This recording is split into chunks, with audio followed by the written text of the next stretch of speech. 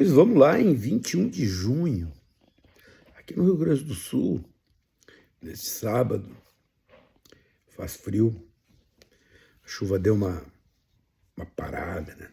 Mas choveu a semana inteira.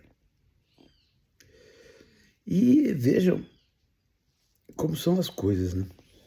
Porto Alegre ali, as medições indicam que o nível do Guaíba está chegando à sua cota de alerta, né? Mas só alerta. Todos os especialistas dizem que não chegaremos perto do que aconteceu no ano passado, né? Aí, escutando o rádio, os depoimentos são assim: a mãe de uma amiga, diante dessa circunstância, já deixou uma mala pronta, né? Para caso seja necessária uma evacuação. Porque no ano passado, diante do que aconteceu, Porto Alegre, ali no centro, ali na Mauá, no centro histórico, as pessoas tiveram que sair de casa, né? Foi evacuação completa. Caos. Hoje não vai chegar nem perto, mas as pessoas, elas trazem consigo esta memória e vão guardar esta memória por muitos anos, né? Aqui do lado de Porto Alegre, no município de Canoas, os rios não transbordaram, mas os bueiros transbordaram. A falta de cuidados com políticas públicas fez com que mais de 100 mil pessoas fossem atingidas com alagamentos urbanos. Aqui do lado de Porto Alegre, no Vale do Taquari, que já é atingido pela 6ª ou 7ª enchente nesses últimos anos, nesses últimos 3, 4 anos. A situação é a mesma, né? Em alguns lugares, efetivamente, os rios transbordaram. Em torno de 6.500 pessoas fora de casa. Para agora a chuva, o frio, mas a memória não para. E assim como não para a memória da chuva, não para a memória de nada, né? A memória, ela registra os fatos, se sobrepõem de uma maneira que opera mais ou menos como diziam os antigos, né? A dor maior suplanta a dor menor, né?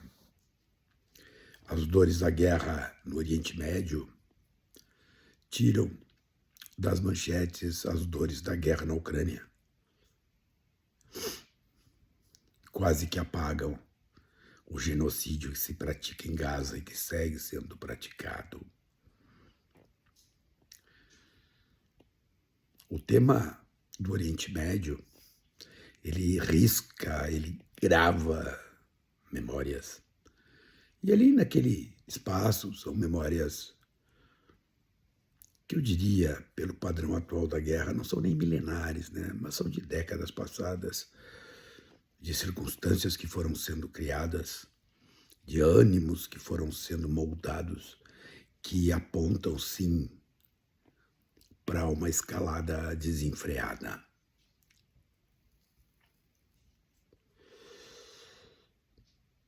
Na política se mente. Na guerra se mente mais. Na política,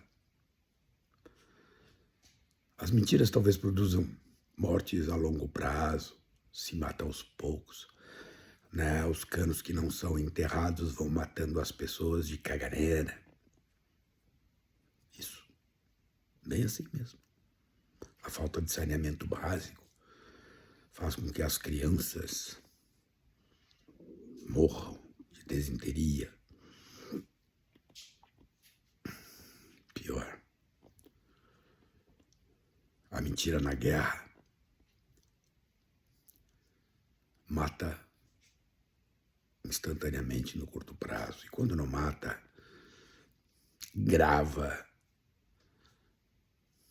em gerações memórias que serão muito difíceis de serem apagadas. Enquanto chove em Porto Alegre, chove a chuva, enquanto as pessoas que sempre tiveram que sair de casa têm que ir de casa sair novamente por conta da água. Em certos lugares do mundo chovem bombas e a dúvida, diferente de nós outros, sobre a quantidade de água que virá amanhã ou depois, se atingirá as nossas cotas de alerta, se superará as cotas de inundação. A dúvida nos lugares da guerra é: qual é o tipo de bomba que virá amanhã? Qual é o nível de destruição que vai chover sobre as cabeças das pessoas? Em Gaza, há 60 mil pessoas mortas. Os desejos de genocídio são declarados. Netanyahu diz que a sua família foi atingida porque teve que adiar o casamento do filho. Ele disse isso. Em Gaza, como se diz no interior aqui no Rio Grande do Sul, 3 ontonte. 50 pessoas foram mortas porque estavam indo buscar comida. A ONU alerta que o ataque aos reatores nucleares são gravíssimos por uma razão muito simples. Perdido o controle sobre a energia nuclear, as fronteiras físicas não são capazes de conter as contaminações nucleares. E aquilo que está no Irã pode se perder por todo o Oriente Médio. Em que nível? Ninguém sabe, porque o que se sabe é o que aconteceu, por exemplo, em Chernobyl, até hoje, passados mais de 40 anos do fato. Segue exigindo cuidados enormes com aquele silo de aço que se fez sobre a usina. E como eu dizia, a mentira na guerra é um negócio extraordinário, porque a mentira da guerra ela é nutrida por puro ódio de extermínio. Os hospitais todos que foram detonados em Gaza, sob o argumento de que ali haviam comandos do Hamas, do grupo terrorista Hamas, este símbolo, esta coisa odiosa de atacar um hospital, aconteceu em Israel. O Irã atingiu um hospital com um míssil.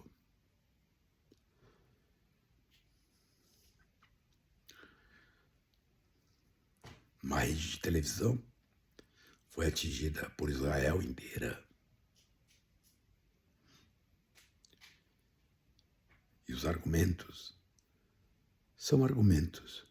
E as mortes que são,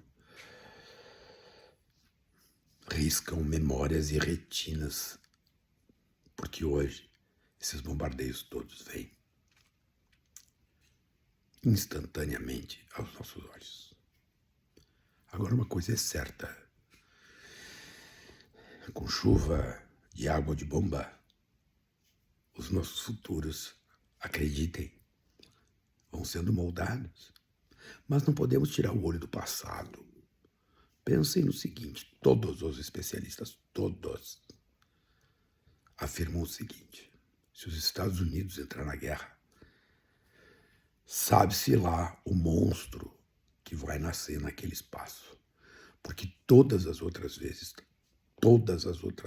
pelo menos nos últimos 200 anos, em que os Estados Unidos se meteu a invadir determinados países, a exercer sua gendarmeria universal, o que saiu é muito pior, foi muito pior do que aquilo que tinha. E o que legitimou estas ações todas? A mentira. A mais pura mentira. O fato, aqueles que saem de casa pela água, ou aqueles que sucumbem nas suas casas pela bomba, são fatos, registros que a história deixa para todos que querem.